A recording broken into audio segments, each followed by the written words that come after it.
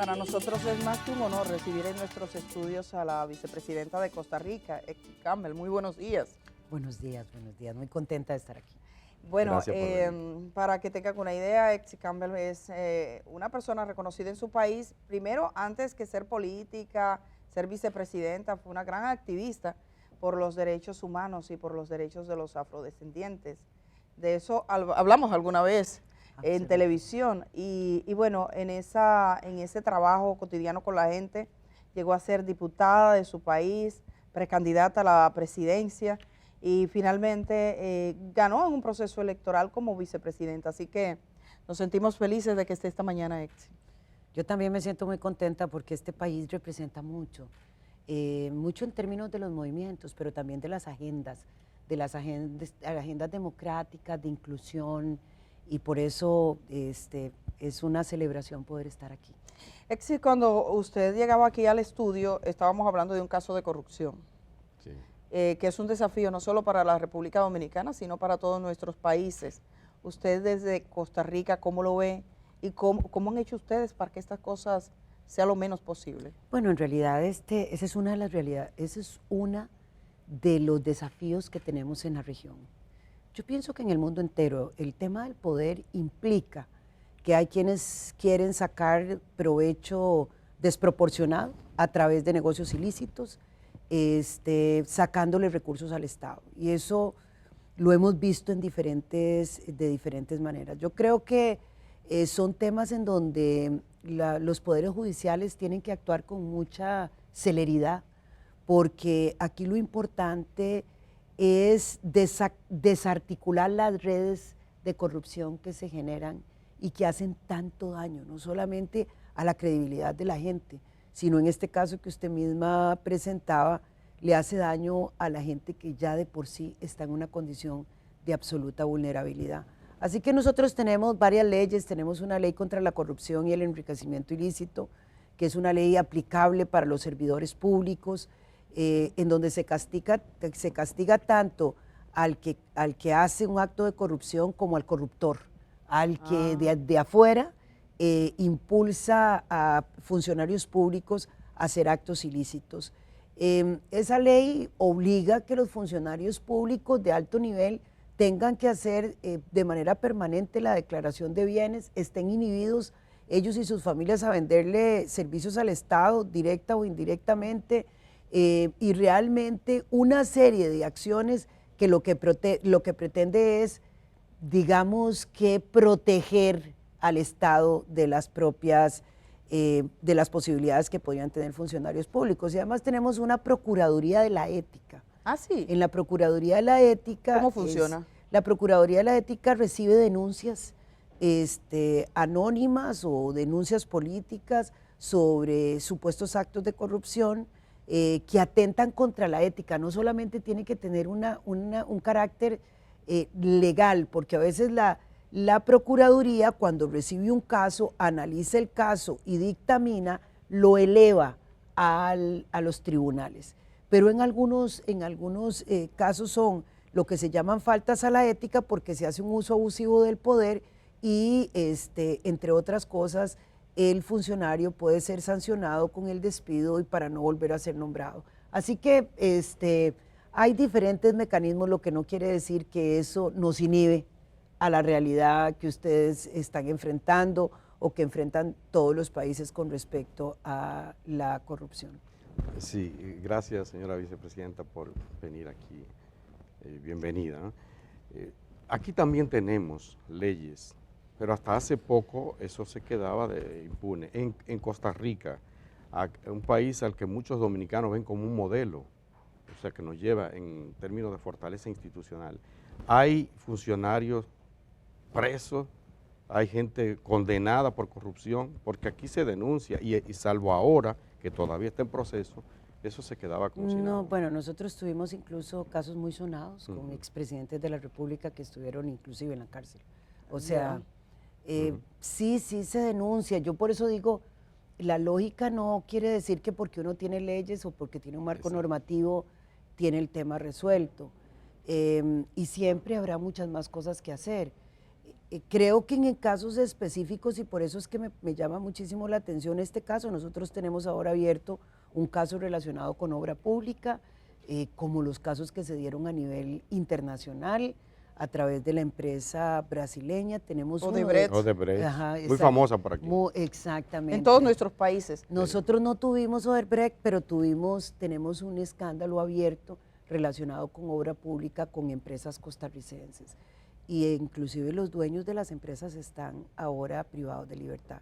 O sea, el tema es un tema permanente, ¿verdad? Endémico. Exactamente, es un tema en donde se requiere mucho control ciudadano, mucho control mediático, se requiere que efectivamente los aparatos de justicia funcionen para que la gente, porque si no la gente empieza a tener muy poca credibilidad en el sistema como tal, y eso tiene consecuencias que pueden ser muy graves para todos y todas. Me gustaría preguntarle, cambiando de tema, por un tema que yo sé que usted ha trabajado mucho y quiero decirle a la gente, en el caso de EXIP, luchó, por ejemplo, por algo que en República Dominicana se sigue produciendo, que aquí el otro día de un restaurante alguien iba con trenzas en el cabello y ellos dijeron que no era por las trenzas, que no le dejaron pasar, pero al parecer hubo un problema con esto, o alguien que no le dejan entrar a una disco porque es negro, una cosa rara que puede ocurrir. Entonces usted tuvo una lucha con casos como ese en su país que lo llevaron a una instancia judicial. Esto no se reporta a los temas de discriminación. Usted ha trabajado mucho todo el tema de la afrodescendencia, de hecho está en el país en una actividad vinculada a estos derechos. Me gustaría un poco que le hablara a la gente de esto y de la discriminación en el área, en el continente, ¿no? ¿Cómo lo ve y cómo vamos?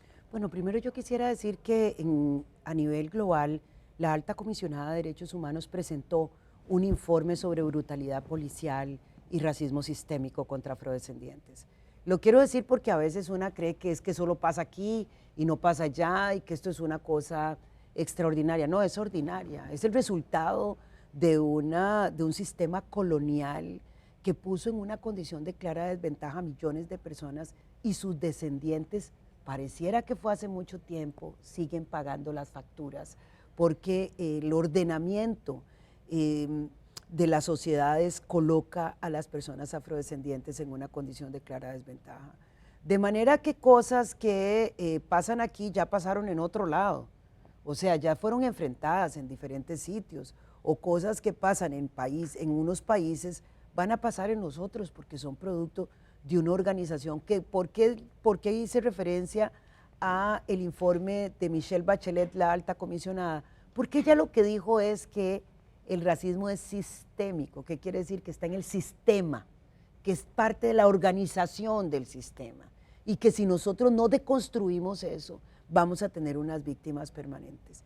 Evidentemente nosotros hace años impulsamos unas luchas, pero digamos muy fuertes, en contra de ese perfilamiento racial en sitios públicos, en contra de personas afrodescendientes o negras. Y eso en un momento determinado, fue un debate muy, muy duro, porque evidente, ¿qué es lo que sucede permanentemente? De ahí se niega, Adporta se niega, sí. No, eso no es, no sé cuánto. Esa no fue la razón. Están exagerando. Están exagerando, pero definitivamente yo quiero decir que en ese momento nosotros no ganamos en los tribunales, pero ganamos el debate social. Y al ganar el debate social hicimos un cambio, pero totalmente sustantivo. Esas son situaciones que realmente no se volvieron a presentar. Desapareció. Exactamente, porque finalmente la propia gente es la que empieza a hacer un boicot comercial en aquellos lugares en donde se está dando una discriminación sistemática contra un grupo particular. En Costa Rica pasó eso, la gente dijo, ahí no voy. Exactamente, y ese sitio, digamos, del que peleamos muchísimo hace algunas, ya más de 2 décadas, en menos de 5 meses lo cerraron. ¿Por qué? Porque evidentemente se sintió el efecto. Y eso es efecto de demostración más claro que cualquier ley, ¿verdad? Porque usted ya sabe que actitudes como esas que hoy son difundidas muy fácilmente, ahora hay teléfonos celulares, ahora hay maneras de registrar lo que está pasando, y cuando la sociedad empieza a concientizarse, también actúa Sí. para decir esto no es aceptable. Yo quisiera además poner como ejemplo la terrible muerte de George Floyd. ¿Qué pasó a nivel global? ¿Qué pasó en los Estados Unidos? ¿Por qué eso fue un punto de inflexión? Porque no fueron solo las personas negras y afrodescendientes que desfilaron en las calles, porque no fue solamente en Estados Unidos, porque se hizo un movimiento a nivel global, porque la gente dijo basta ya, pero lo dijo la gente negra, la no negra, los de Estados Unidos, los que no estaban en Estados Unidos, nosotros mismos, el gobierno de la República de Costa Rica, en el Consejo de Gobierno condenó la muerte de George Floyd, y el presidente de la República, que me parece que hizo un acto realmente memorable, convocó a los presidentes de los otros poderes de la República para hacer un manifiesto en contra del racismo y la discriminación racial y comprometerse como Estado a que Costa Rica impulsaría acciones en ese sentido. O sea que quiero decir esto lo digo para que entendamos, primero, que eso es posible de erradicar, sí. Eso es lo primero, ¿verdad? Y que lo podemos erradicar con una acción del Estado, con una acción privada, pero con una acción colectiva de la gente. Y segundo, que no es una cosa excepcional en este país, porque de repente, ¿por qué digo que no es excepcional? No es porque eso sea menos malo, sino porque como se siente que podría ser excepcional, la gente lo niega. Y entonces lo primero es, no, aquí no hay racismo. Y eso lo han dicho muchos países. Realmente los debates sobre estos temas son tan incómodos. Que hasta los propios racistas dicen, no, eso es que tú estás exagerando. Exacto. Te haga la víctima. Exactamente. Un poco reglas, códigos de vestimenta. Exacto. Entonces hay que entender que estamos transformando esa sociedad en donde se validaban esos actos, y lo que estamos construyendo son otras sociedades, donde todas las personas pueden ser quienes son, con su belleza, con su forma de ser, con su cultura, porque lo que queremos son relaciones de igualdad entre todas las personas. Si eso es lo que estamos procurando, y ¿saben qué? Es posible. Sí, señor. Permítanos, vicepresidenta, brindarle un cafecito. Yo sé que en Costa Rica tienen muy buen café, pero a la vamos a competir. Vicepresidenta de Costa Rica. Sí. Ustedes tienen muy buen café, aquí también hay buen café. ¿Les gusta el café de acá? Sí, me gusta mucho el café de aquí, claro. Bueno, sí, pero ya no hay fronteras, ni para el café, ni para nada, nos conocemos más. Vicepresidenta, el tema de ser mujeres metidas en la política, a veces les cuesta a las mujeres. La representación en los gabinetes sigue siendo exigua todavía. La fotografía de nuestros gobiernos, cuando lo vemos, hay una ausencia muchas veces de mujeres. Ahora mismo el mundo ve, América Latina mira a Chile, que dice, oye, primera vez casi, o sea, se sigue rompiendo techo. ¿Qué pasa con la participación política de las mujeres? ¿Por qué en algunos países cuesta tanto ver a más mujeres en puestos de mando?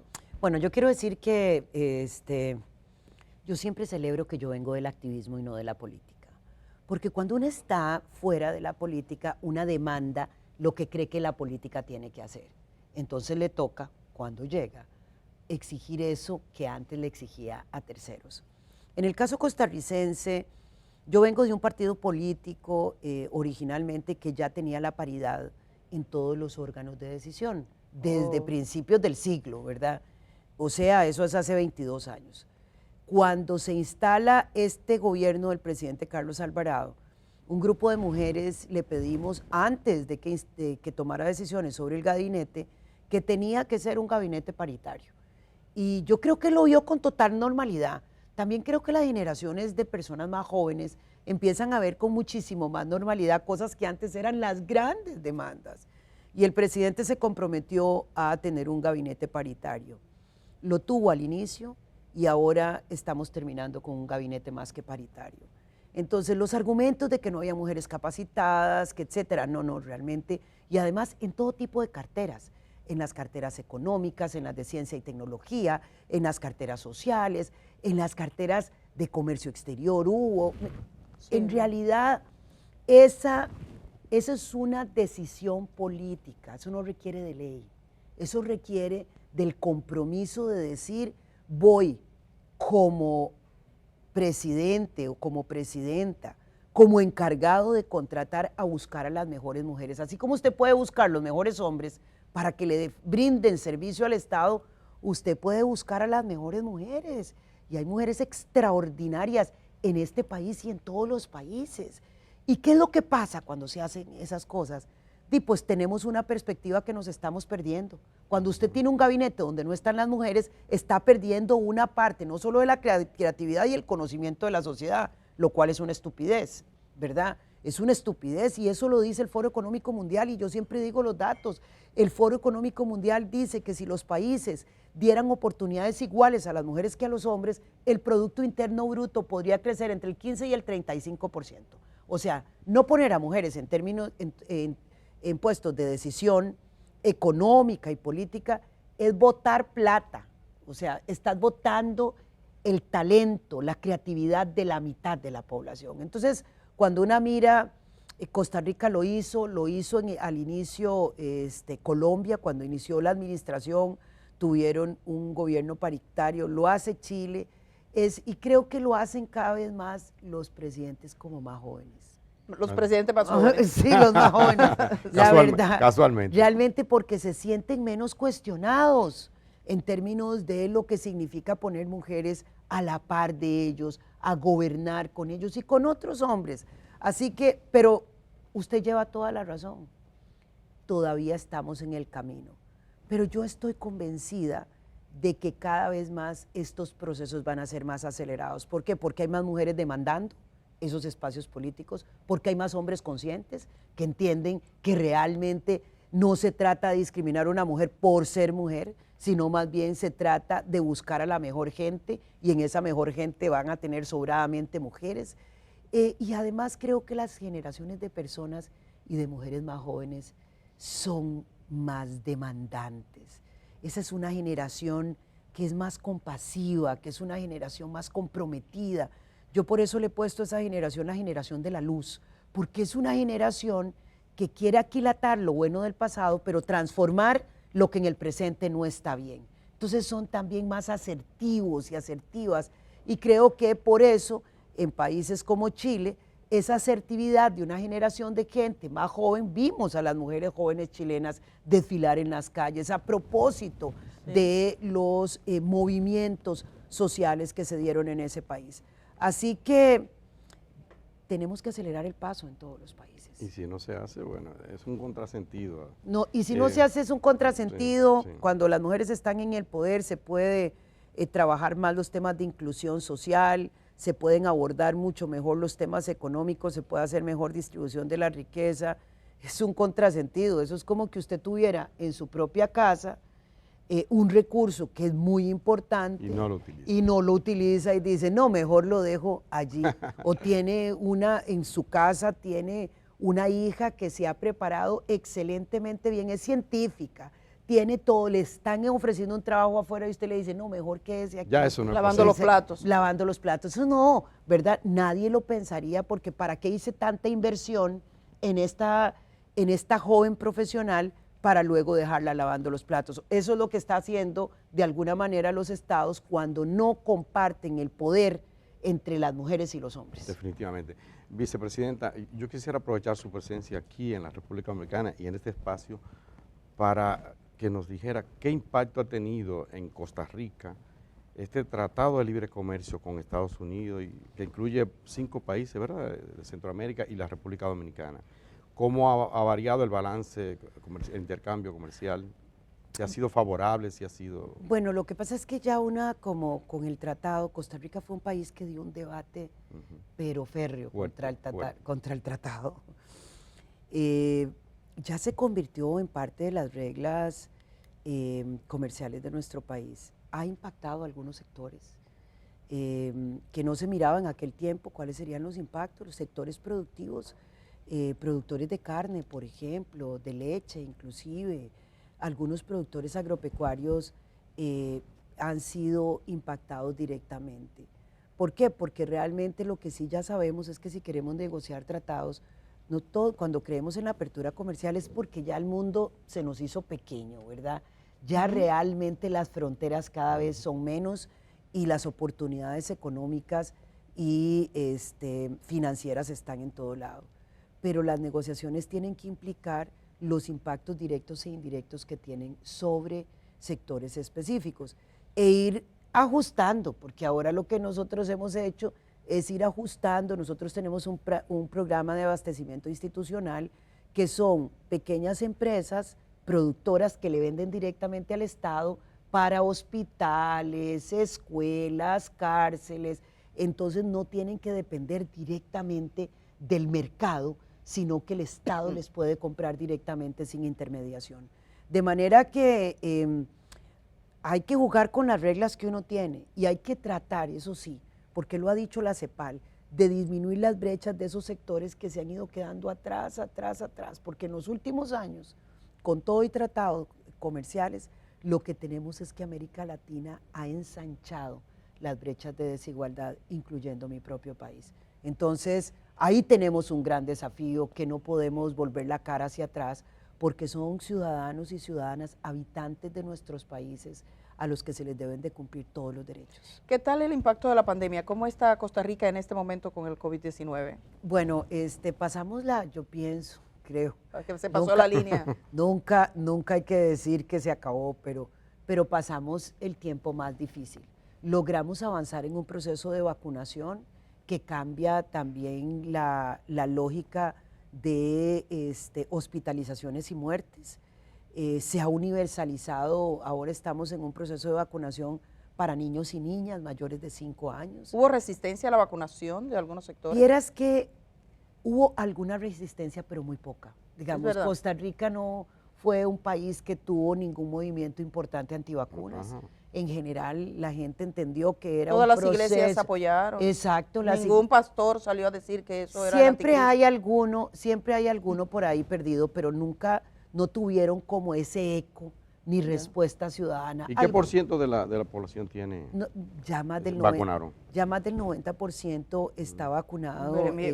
Con dos dosis. Con dos dosis. La tercera dosis estaba leyendo en los últimos días que ha sido la que más nos ha costado empujar. Pero el nivel de contagio ha bajado. El nivel de contagio ha bajado, pero también habría que, y tenemos un crecimiento económico, la recuperación económica se ha dado, pero también de nuevo, volvemos, ¿en dónde quedaron los impactos? En mujeres que perdieron el trabajo y no pudieron recuperarlo, en el sistema educativo, en esas criaturas que no podían tener un teléfono, pero no tenían los dispositivos necesarios para pasar la educación de la presencialidad a la virtualidad. En realidad, a nivel regional y a nivel mundial, el impacto de la pandemia en materia educativa es realmente tremendo. O sea, nosotros tendríamos que estar haciendo un pacto por la educación para sacar de atrás esas criaturas, porque teníamos profesores, profesoras que no estaban capacitados para dar clases en la virtualidad. De un día a otro tuvieron que enfrentarse a una nueva realidad. O sea que sí hay víctimas de la pandemia, temas como salud mental, que no eran temas que estaban en el debate, se colocaron en el debate, afectaban particularmente a mujeres y a aquellos sectores más excluidos, afrodescendientes, indígenas, personas que viven en la ruralidad. O sea que vamos a una nueva etapa, hay cosas que cambiaron para siempre, pero ahora tenemos que ir a encargarnos de aquellos que se quedaron más atrás. Cuando conversé con usted hace ya más de 10 años, en una entrevista, recuerdo que le mencioné los casos de violencia contra mujeres en República Dominicana, las muertes de mujeres a mano de sus parejas y exparejas. Aquí sigue siendo una constante y en ese momento me interesaba saber cómo era en Costa Rica. Yo recuerdo que usted utilizó una frase y dijo que una sociedad donde los hombres matan a sus compañeras es una sociedad que está enferma. Quiero saber cómo está el caso costarricense y contarle que en República Dominicana sigue siendo un problema grave el de la violencia en perjuicio de las mujeres. En el mundo. Nosotros tenemos una realidad, yo por eso es que cuando hablo con la esperanza y la certeza de que podemos hacerlo mejor, es que tenemos que hacer un cambio cultural profundo, o sea, y en ese cambio cultural vamos a tener que incorporar, y tenemos que incorporar a los hombres. ¿Por qué? Porque las mujeres mueren en manos de sus parejas sentimentales, una parte muy importante de ellas, porque hay acoso callejero, porque hay acoso sexual. como una cosa absolutamente normal, porque hay en realidad cuando la gente plantea estos temas, nos damos cuenta de lo que significa esa tremenda realidad. Todavía en Costa Rica mueren mujeres en manos de sus parejas, 20, 22 al año. 22 al año. Ajá. Aquí 250 mujeres al año. Eso es demasiado. 250 mujeres llegamos a tener. Eso es demasiado. Y la verdad es que se empieza a normalizar. Y eso no puede ser normal. No. Nosotros tenemos, y en el mundo entero, pero en América Latina en particular, la violencia sistemática contra las mujeres es una pandemia. Es una pandemia que debe ser abordada como pandemia. Y debemos de empezar a cambiar los mecanismos. En muchos casos, en violencia contra las mujeres, se lleva a las mujeres a sitios de refugio, al que hay que sacar de las casas a los hombres. O sea, ¿por qué? Porque evidentemente, si las casas no son los espacios en donde las mujeres están seguras y lo que hacemos es sacarlas del lugar y luego ellas entonces van a querer regresar a su círculo familiar por razones obvias, porque si no hacemos cosas diferentes, los resultados van a ser exactamente los mismos. 250 mujeres es un número exagerado. Para mí, una mujer es un número exagerado. ¿Por qué? Porque nadie tendría que morir en manos de la persona que supuestamente la quería. Porque realmente eso habla de una situación patética de relaciones entre las personas. Y eso, y además la protección hacia las mujeres debería ser una protección no solo del Estado, comunitaria y familiar. Y además el abordaje del tema de los hombres violentos debería también ser comunitario y familiar. Nosotras tenemos que empezar formación en los centros de trabajo para los hombres, en las comunidades. Además, aquellos hombres que han agredido a sus mujeres deberían de entrar en programas de capacitación de 1, de 2 meses, de 3 meses y hacer trabajo social y que todo el mundo se dé cuenta que está haciendo trabajo social por eso, porque tenemos que demostrarle a la sociedad que ese comportamiento no es aceptado. De manera que yo estoy totalmente convencida que o cambiamos la forma de abordar el tema de violencia contra las mujeres o vamos a seguir lamentándonos un día sí y otro también de una situación inaceptable, de una guerra social aceptada donde las víctimas son las mujeres. Y yo estoy segura que podemos definitivamente y empezar a buscar más hombres aliados, a hombres hablando del tema de violencia contra las mujeres, hombres hablándoles a otros hombres, hombres permitiendo que mujeres hablen de ese tema, cambiar los patrones, esos patrones en donde se coloca el poder en manos de las mujeres, de los hombres y las mujeres se convierten en situación de víctima, esos patrones familiares, esos acuerdos internos dentro de las casas y dentro de las comunidades y la normalización de esas relaciones. Así que sí creo que o cambiamos la perspectiva y tiene que ser un cambio radical o vamos a seguir hablando nosotras dentro de 10 años o 15 años de los mismos temas sin que podamos hacer cambios cualitativos. Totalmente de acuerdo. Estamos conversando con Epsi Campbell, vicepresidenta de Costa Rica. Señora vicepresidenta, ¿cómo ha impactado en Costa Rica y en la región, en Centroamérica, esta guerra en Ucrania, este conflicto? Realmente vivimos en un planeta que es la casa de todos y todas. Esta es una guerra que tiene unas condiciones muy particulares porque está en el centro de Europa. Antes las guerras se hacían en Asia, si están en América Latina. O sea, bueno, no exactamente, porque las 2 guerras mundiales han tenido como escenario a Europa. Por eso es que Europa ha tratado de aislar los conflictos de allí, porque saben lo que es vivir una guerra, pero en los últimos años así ha sido. Bueno, ya tenemos problemas de los precios del petróleo directamente. Y cuando aumentan los precios del petróleo, aumenta todo. Sí. Todo, eso es una cadena. Problemas de abastecimiento reales para todos los países. Pero yo además sí creo que tenemos que tener una mirada absolutamente compasiva de lo que está pasando ahí.